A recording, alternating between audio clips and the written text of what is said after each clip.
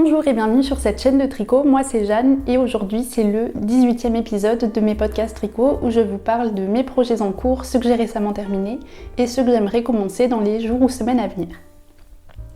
Donc j'ai l'impression de me répéter à chaque début d'épisode, mais comme d'habitude j'ai beaucoup de projets à vous montrer aujourd'hui puisque ça fait plus de 1 mois et demi que je n'ai pas filmé. Idéalement j'aurais aimé le filmer plus tôt, mais entre temps je suis partie en vacances 2 semaines et donc ça a un peu chamboulé mon rythme. Et donc merci pour votre patience. Comme d'habitude je laisserai en description le lien de mon Ravelry où j'essaye de rentrer le plus d'informations possible. Et si vous avez des questions, n'hésitez pas à me les poser en commentaire, j'y répondrai. Donc aujourd'hui j'ai 6 projets terminés, dont 2 que je n'avais pas commencé la dernière fois. Je crois que j'ai 4 en cours. 4 ou 5 et beaucoup d'acquisitions, donc c'est parti. J'espère que vous êtes bien installés, que vous avez votre projet, une boisson chaude ou froide selon quel temps il fait chez vous. J'espère qu'il ne fait pas trop chaud et je vais commencer par ce que je porte et ce n'est pas un projet fini de cette année, c'est un projet que j'avais tricoté l'été dernier, c'est le Améliti de Petite Knit que j'ai fait avec la coton mérino de Knitting for Olive. Donc c'est un fil fingering, 70% de coton, 30% de mérino. Donc il est bien pour l'été, enfin pour la majorité de l'été. Quand ça dépasse les 35 degrés, c'est un petit peu trop chaud. Mais donc c'est un t-shirt que j'aime beaucoup. J'ai suivi le patron, j'ai pas fait de modification. Donc j'ai fait la taille S. Sur les aiguilles recommandées, donc c'est du 3 mm et c'est une construction toute simple. C'est un t-shirt tricoté de haut en bas, on a des épaules raglant et en finition, j'ai bien aimé, c'est des côtes 1-1 et des bords enroulés. Donc ça change un petit peu. Et donc pour les coloris, c'est pour le blanc, c'est la couleur crème, le rose c'est poudre et le marron c'est molle. Donc je suis vraiment contente de ce t-shirt. Je pense que je m'en referai un jour en bicolore. Mais pas cet été, donc peut-être l'été prochain ou plus tard. Donc voilà, un patron de Petite Knit qui taille bien comme d'habitude. Alors, je vais continuer sur les patrons de Petite Knit avec mon June Top Light que j'ai modifié, que j'ai tricoté de haut en bas pour utiliser un maximum de mes 2 pelotes. Donc pour le fil que j'ai utilisé, c'est la Knitting for Olive Pure Silk, donc 100% de bourrette de soie en fingering, donc c'est le même métrage que le coton mérino. Coloris cuivre, copper. Donc là il doit me rester à peu près 5 grammes, donc j'aurais pu faire quelques rangs en plus, mais la taille que j'ai là me convient. Donc je vous mettrai des photos ou des clips du t-shirt porté, mais je suis vraiment contente de comment il taille. Il n'a pas beaucoup d'aisance positive, voire un peu d'aisance négative. Il n'est pas trop court et j'aime beaucoup le porter avec mon Pomona short que j'ai cousu il y a quelques mois. Et surtout avec le collier en ambré de Emma's Knit. Donc normalement ce patron se tricote de bas en haut. On peut faire un montage provisoire, mais j'avais peur d'obtenir une ligne, enfin vu que je l'avais jamais fait ce montage, j'avais peur qu'à la fin il y ait une ligne au milieu du t-shirt, donc j'ai préféré faire de haut en bas en partant des bretelles. Et c'était pas trop compliqué. Et surtout je l'ai déjà tricoté l'année dernière, donc j'ai pu me référer à celui que j'avais déjà fait pour être sûre que ça taille bien. Donc j'ai juste suivi le patron à l'envers et si jamais vous voulez le faire aussi de haut en bas, mon conseil c'est dès qu'elle commence à rabattre plusieurs mailles, d'augmenter à chaque rang et de l'essayer. Si c'est votre premier projet, suivez le patron ou faites un montage provisoire, c'est pas si compliqué, je vous mettrai un lien du montage provisoire, j'en ai trouvé un qui est très bien entre temps. Donc voilà pour le premier projet terminé, c'est un succès, je suis très contente de comment il taille, de la couleur du fil qui est très agréable à porter même dans les jours les plus chauds de l'été. Et j'aime beaucoup cette matière, donc de la Pure Silk tricotée sur des aiguilles toutes petites, je ne l'ai pas dit mais c'est des 2.5 et je pense que l'année prochaine je me ferai d'autres projets avec ce fil et des petites aiguilles, donc 2.5 mm je trouve que c'est une bonne taille d'aiguille. Mon deuxième projet terminé, c'est le Sabai Top de Suzanne Muller que j'avais commencé et bien avancé, il me semble, la dernière fois. Donc ça fait un petit moment que je l'ai fini. Et j'ai pu le porter cet été. Donc le voici. Je l'ai tricoté avec la Crealino de Langyard, donc c'est un fil 100% de lin, coloris 62. J'ai utilisé un petit peu moins de 5 pelotes, donc il me taille assez court, mais plutôt large. Et c'est tricoté sur des aiguilles 4 mm en tenant ce fil en double. C'est la première fois que je tricote ce fil et il est très agréable, assez doux, sec. Alors, par où commencer pour ce projet où je suis un petit peu mitigée? Donc j'ai essayé plusieurs fois de commencer ce t-shirt en suivant le patron du Sabai Top à la lettre. Et ça n'allait pas parce que ça m'arrivait trop au niveau du milieu du cou. Et je trouvais ça pas du tout flatteur, pas confortable. Donc ce que j'ai fait, c'est que j'ai suivi le patron de la blouse numéro 1 de My Favorite Things Knitwear qui a quasiment le même nombre de mailles et qui a des rangs raccourcis pour monter le dos. Donc si vous n'avez pas le patron du Sabai Top, vous pouvez quand même tricoter un t-shirt qui ressemble, juste il ne faut pas augmenter là pour les manches.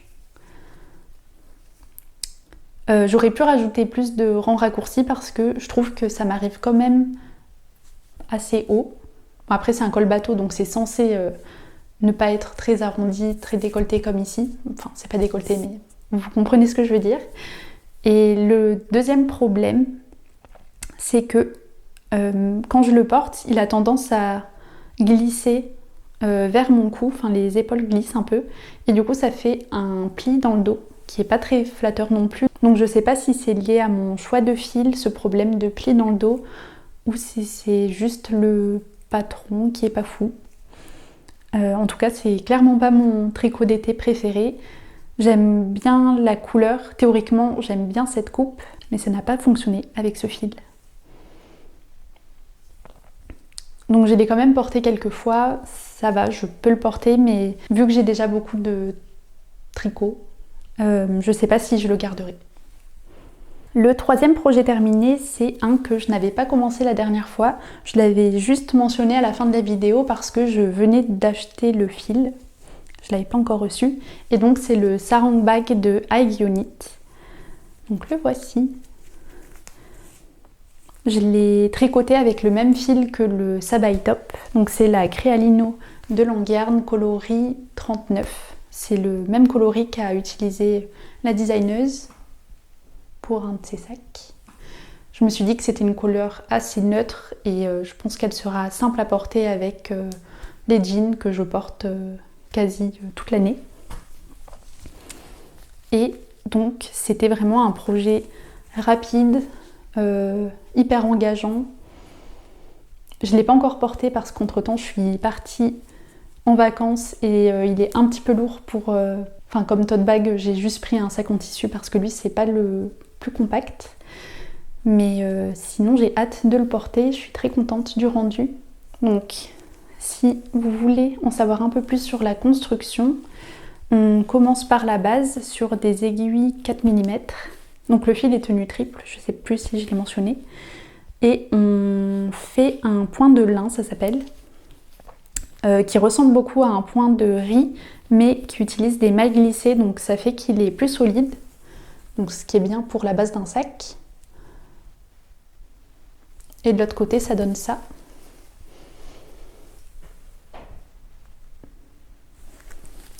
Et ensuite, on relève les mailles tout autour du carré et on fait donc le point de dentelle qui est une alternance de jeté et de diminution. Donc c'est pas très compliqué à mémoriser, mais il faut quand même être concentré pour pas faire trop de bêtises. J'en ai fait quelques-unes que j'ai dû reprendre et il y en a que j'ai dû laisser parce que je me suis dit que ça se verrait pas vu que il y a quand même beaucoup de détails. Donc voilà, on répète ce motif en rond, donc ça va assez vite à tricoter. Et ensuite, on finit par le même point que pour la base, pour faire le haut, éviter que ça s'évase, et pour les anses. Donc j'ai bloqué le sac, il me manque plus qu'à le porter. Mais très contente de ce projet. Je pense que je ferai d'autres sacs avec ce fil l'année prochaine. J'aimerais bien me faire le Florence Bag de Petite Knit. La seule chose que je peux rajouter sur ce projet, c'est que ça fait un petit peu mal aux mains de tricoter un fil de lin tenue triple sur des aiguilles en bois. Donc je vous recommande plutôt d'utiliser des aiguilles en métal. C'est ce que j'ai fait pour la base du sac qui est tricoté sur des 3 mm. Je pense que si j'avais utilisé des 3 mm en bois, je les aurais cassés. Mais voilà, pour le reste aussi, c'est mieux d'utiliser des aiguilles en métal. J'ai utilisé des aiguilles en bambou et elles se sont un petit peu abîmées tellement que c'est rigide. Donc c'est tout pour la section tricot d'été terminée. Maintenant, je peux passer à la partie test et j'en ai 3 à vous montrer. Donc le premier, c'est le Clématis Sweater Chunky de Emma's Knit.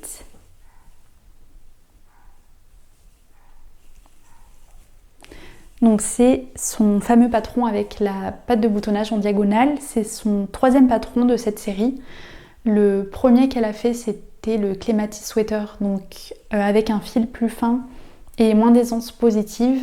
Et je l'avais tricoté, mais j'ai pas gardé ce pull. Ensuite, elle a sorti une veste sans manches. Et donc là, elle vient de sortir la version plus épaisse avec un petit peu plus d'aisance positive, un petit peu plus boxy. Et j'ai adoré la combinaison qui est un peu plus décontractée et le tweed, la laine utilisée. Donc j'ai demandé à tester le patron et elle m'a accepté. Et donc pour le fil, j'ai utilisé celle qui était recommandée. Il y avait une réduction de moins 50% pour ce fil et donc c'est le Erica Knight Pure Tweed.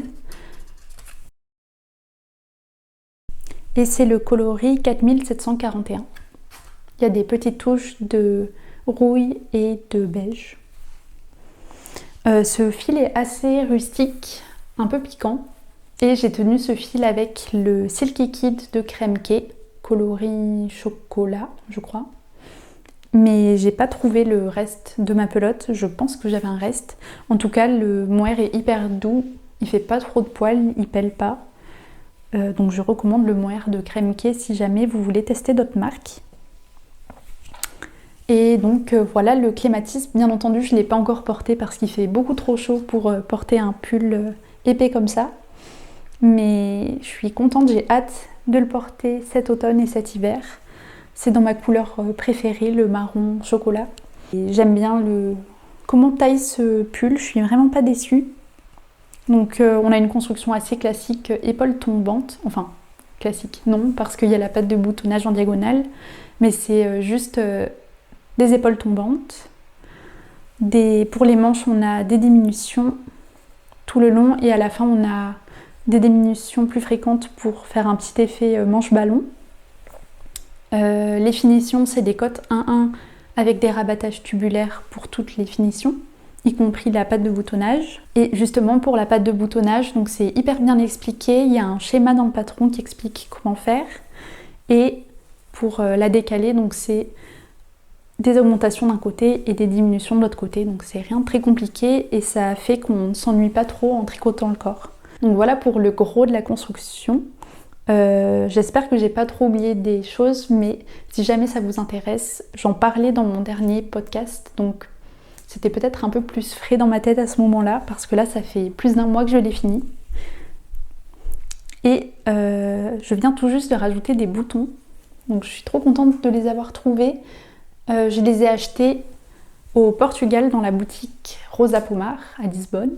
Je pense que si vous tricotez, vous devez avoir entendu parler de cette marque. Et j'avais repéré sur Instagram qu'ils avaient des boutons qui avaient l'air plutôt qualitatifs.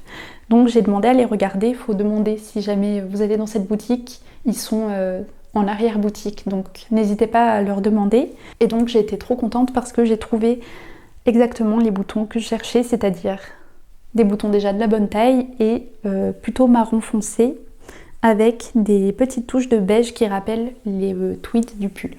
Donc je vous remontre les boutons de plus près.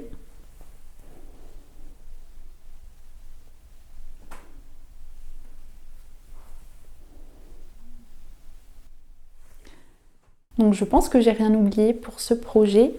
Il est disponible en anglais sur Ravelry si vous êtes intéressé. Mon 5e projet terminé, c'est le Amber Cardigan de Kazi Gerad ou Bella Helms. Donc le voici, si je ne me trompe pas la dernière fois, il me restait à faire les manches. Donc pour rappeler le contexte de ce gilet que j'ai testé en avant-première, il y a quelques mois, Isabella m'avait proposé ou demandé de l'aider sur ce gilet.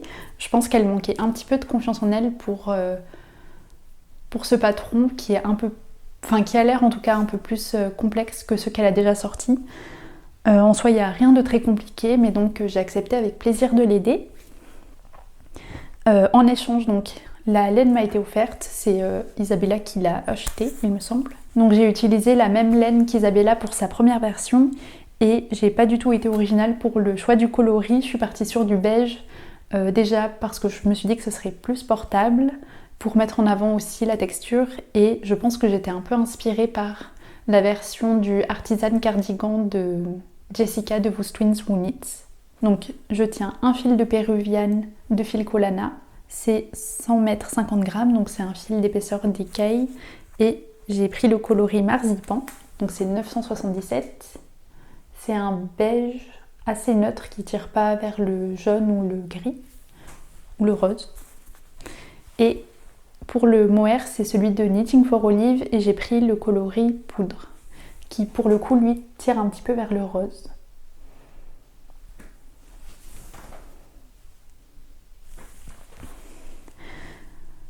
Donc ce gilet est tricoté sur des aiguilles 5 mm, c'est une construction en épaule tombante, donc on commence par le dos, on fait des augmentations le long des épaules, donc là on peut voir la tresse qui longe les épaules et d'autres torsades qui partent de celle-ci. C'est un peu similaire au pull numéro 15 de My Favorite Things Knitwear. On a un col en V, et donc pour le détail des points, alors d'un côté on a des torsades assez classiques, qu'on retrouve les mêmes donc dans le dos et sur les manches, et de l'autre côté on a des torsades en losange avec à l'intérieur du point de blé.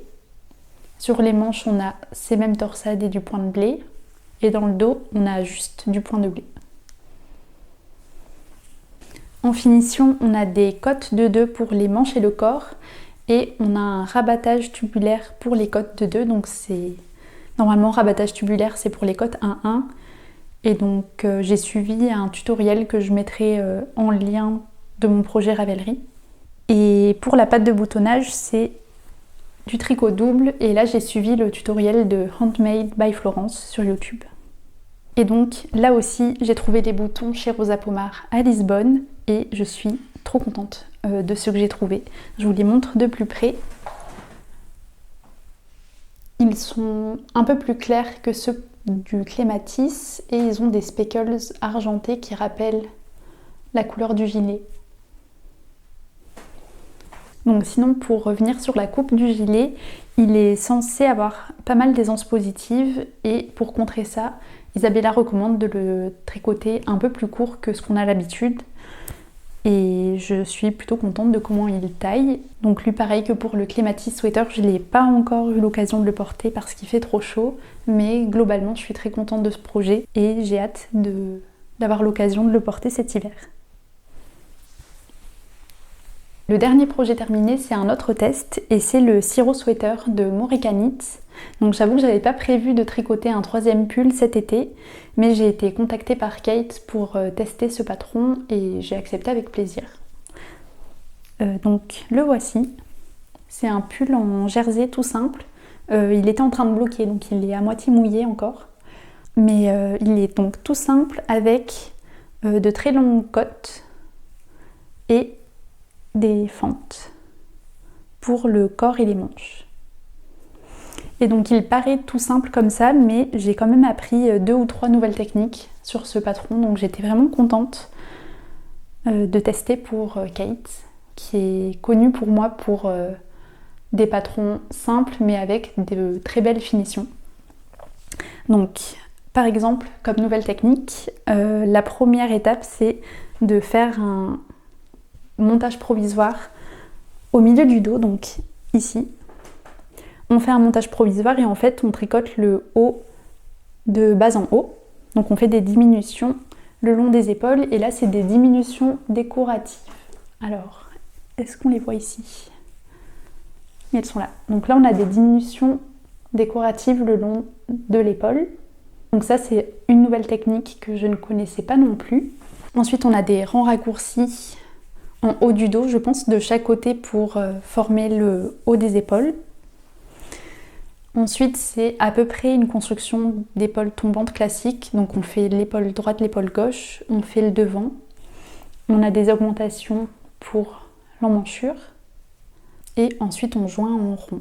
Et c'est là que c'est important, je pense, de faire un échantillon pour tester son montage provisoire. Parce que si vous vous rendez compte au moment de joindre en rond que vous l'avez mal fait, il faut tout recommencer. Ou accepter d'avoir une ligne au milieu du dos. Donc j'ai testé plusieurs tutoriels de montage provisoire et au final celui qui a le mieux marché pour moi c'était celui de Nimble Needles qui utilise un crochet. Donc je vous mettrai le lien de son tutoriel en description et dans ma page projet Ravelry. Mais donc là dans le dos on n'a pas du tout de ligne de mon montage provisoire. Donc c'est une technique que j'hésiterai pas à refaire pour d'autres projets. Par exemple pour le June Top Light, j'aurais pu l'utiliser. Donc voilà pour le yoke. Ensuite on a des rangs raccourcis pour le haut des manches. On a des diminutions. Et ensuite on a donc ces côtes 1-1 avec une fente. Ce que j'aime bien c'est qu'on a quelques rangs de côtes 1-1 avant de faire la fente.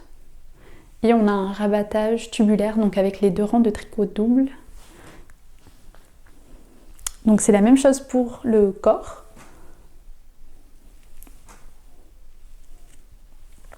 Je pense que j'ai fait mon rabattage un petit peu trop serré pour le corps, mais d'un autre côté, ça met en valeur l'ouverture, je trouve, quand je le porte. Et pour le col, c'est un col replié avec des côtes 1-1 et quelques rangs de tricot double pour forcer le pli. Et je le trouve très joli. Donc je ne l'ai pas encore essayé après blocage vu qu'il est encore mouillé. Je vais le remettre à bloquer juste après avoir fini cette vidéo. Et sinon, donc à part la coupe et la construction que je trouve très intelligente et propre, l'autre chose que j'adore sur ce pull c'est mon choix de coloris.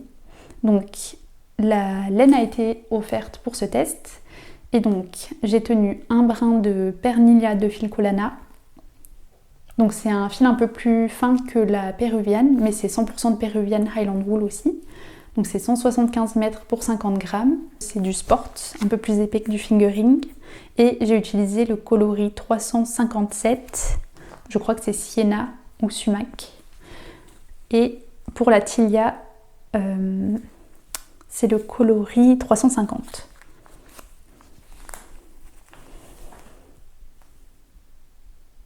Donc je suis vraiment contente de ce choix de coloris. C'est ma deuxième couleur préférée je pense après le marron et j'ai l'impression que c'est le rouge qui me va le mieux. C'est un rouge assez profond qui tire un peu vers le marron. Voilà un autre projet que j'avais pas du tout prévu de tricoter. Au final je me suis retrouvée à le faire pendant mes vacances au Portugal et heureusement il faisait frais au Portugal. Donc je suis contente d'avoir accepté et je me retrouve, je pense, avec un projet qui sera hyper portable pour cet automne et cet hiver. On peut passer aux encours et le premier dont je voulais vous parler, c'est le Flirty de Woolbird ou Brianna Mason.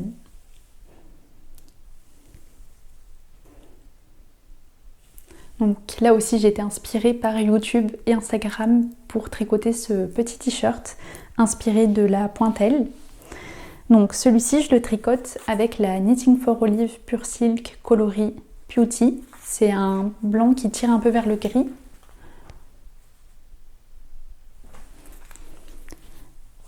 Et donc c'est un t-shirt qui est tricoté sur des aiguilles 2,5 mm. Moi j'ai pas réussi à obtenir le bon échantillon avec les 2,25, non les 2,5, donc j'utilise des 2,25. Et il est tricoté de bas en haut. Et donc là, je sais pas encore, il faut que je l'essaye pour voir si c'est le moment de séparer le devant du dos ou si je continue encore à faire le corps. Donc pour ce projet, en plus de changer de taille d'aiguille, j'ai fait quelques modifications. La première, c'est le montage. Donc c'est recommandé de faire un montage à l'italienne, mais je trouvais ça trop lâche. J'ai pas réussi, même en descendant ma taille d'aiguille, ça rendait pas bien. Donc ce que j'ai fait, c'est que j'ai fait un montage classique. On peut voir ma ligne le long des côtes. Et après, j'ai relevé les mailles et j'ai fait des côtes 1-1, donc dans ce sens, et j'ai fait un rabattage à l'italienne. Et la deuxième modification que j'ai faite, c'est que j'ai monté 20 mailles de moins que ce qui est recommandé pour la deuxième taille, parce que j'ai essayé le t-shirt en cours de route et je trouvais que ça allait beaucoup trop large à la taille avec le nombre de mailles recommandées. Donc j'ai fait ça et après j'ai fait des augmentations de chaque côté. Donc j'ai réaugmenté de 10 mailles de chaque côté pour avoir le bon nombre de mailles au moment de séparer le devant du dos. Donc celui-ci, je ne sais pas si je le continue les semaines qui viennent ou si je le mets de côté pour le printemps et l'été prochain, parce que là, ça s'est bien rafraîchi. Donc j'aurai pas forcément l'occasion de le porter les semaines qui viennent. Et j'ai envie de tricoter des projets d'automne. Donc je pense que je vais m'écouter et le mettre de côté pour le printemps prochain. Donc, premier en cours. Le deuxième en cours, c'est aussi un petit t-shirt qui est censé avoir peu d'aisance positive et un peu style baby tee. Donc c'est le Feels Right Top de Lily Kate Makes. Je pense que j'étais un petit peu inspirée par Marlene Knits pour mes tricots d'été. Donc j'ai fini la partie du dos. Et celui-ci, je le tricote avec toujours de la Knitting for Olive, coton mérino, coloris molle. Donc c'est le même fil que celui que j'ai utilisé pour les traits marrons du t-shirt que je porte. Et pour ce projet aussi, j'ai pris un quart de taille d'aiguille en dessous. Donc je tricote sur du 3 mm au lieu de 3,25. Bon déjà, j'ai pas de 3,25. Et surtout la raison pour laquelle je fais sur du 3 mm, c'est que j'aime bien le rendu du tissu qui est pas trop déjaugé. J'ai pas envie qu'on voit trop à travers.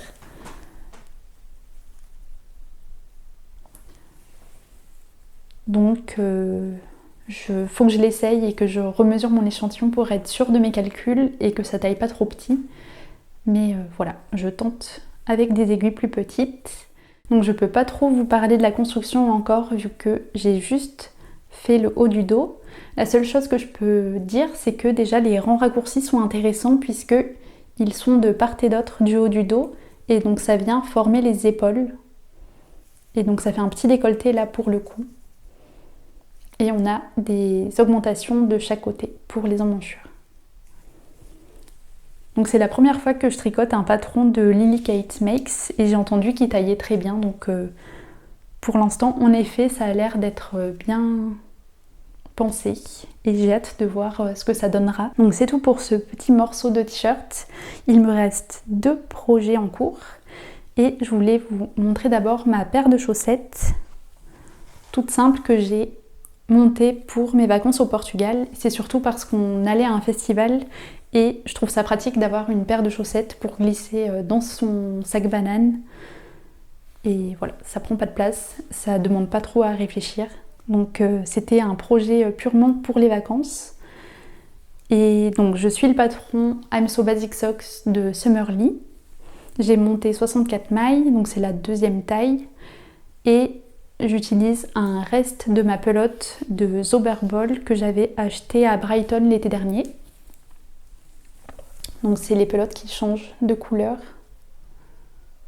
Et j'ai utilisé un contrastant pour le talon, donc c'est de la Filcolana Arweta, il me semble. Je me rappelle plus le nom du coloris.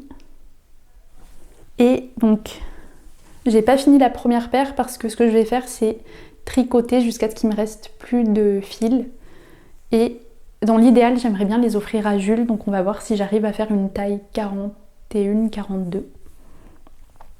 Et sinon, je les offrirai à quelqu'un d'autre, on verra.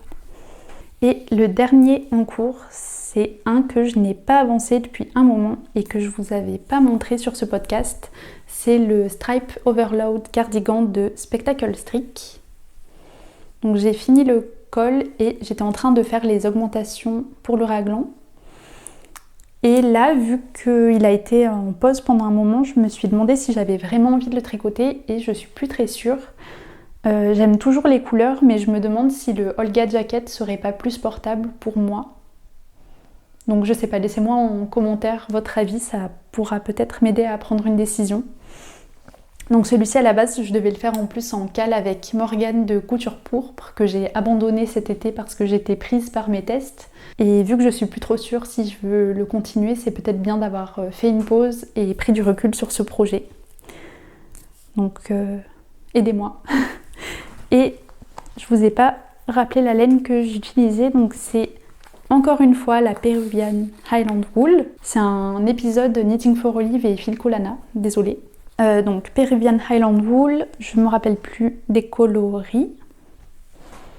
Si, je sais que c'est le marzipan pour le beige, donc le même coloris que celui de mon Amber Cardigan. Et pour le violet, ça doit être prune. Et au lieu d'utiliser le mohair comme recommandé, j'ai utilisé la Alva, donc toujours de Filcolana, c'est leur brun 100% alpaca, 175 mètres, 25 grammes, donc je m'en sers pour remplacer le mohair. Et j'ai utilisé les coloris 245 pour le violet et 207 pour le beige. Donc c'est mon dernier en cours et on peut maintenant passer à mes acquisitions. Donc là bien sûr vous avez eu une partie de mes acquisitions avec les fils Knitting for Olive pour mon Flirty et le Feels Righty. J'ai passé une autre commande Knitting for Olive pour leur don à l'UNICEF. Donc je vous montre. J'ai acheté une quantité de pulls du mohair coloris Brown Beer, un marron chocolat, pour tenir avec un fil que je vous avais montré il y a quelques épisodes, la Sniff Snug de Camarose pour faire un cloud sweater. Et j'ai acheté une quantité de pull coloris crème, du mohair aussi.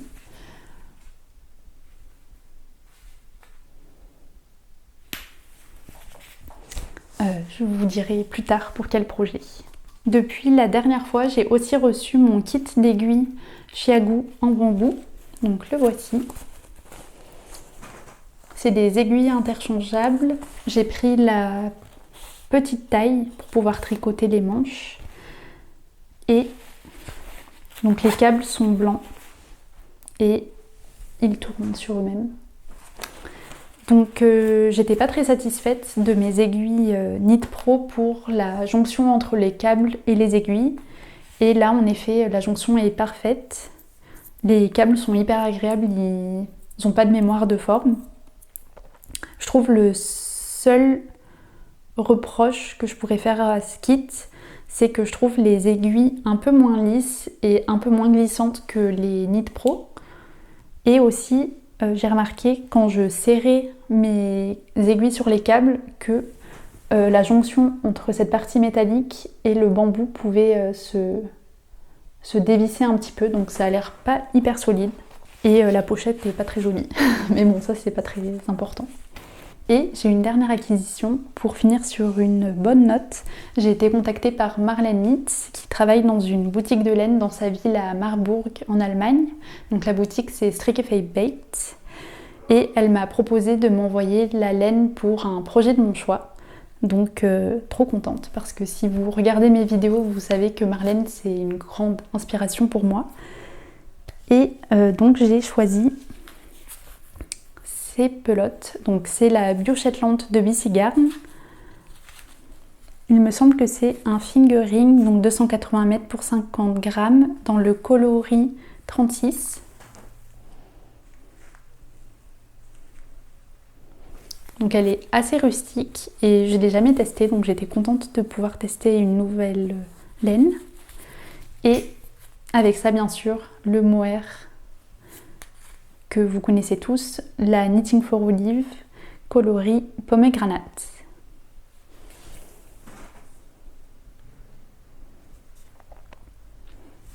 Et dans le colis j'ai reçu une petite carte et un petit autocollant de la boutique. avec un petit mot de Marlène de l'autre côté. Et j'avais pas vu aussi, mais j'ai eu des marqueurs. Marqueurs tout simple ampoule.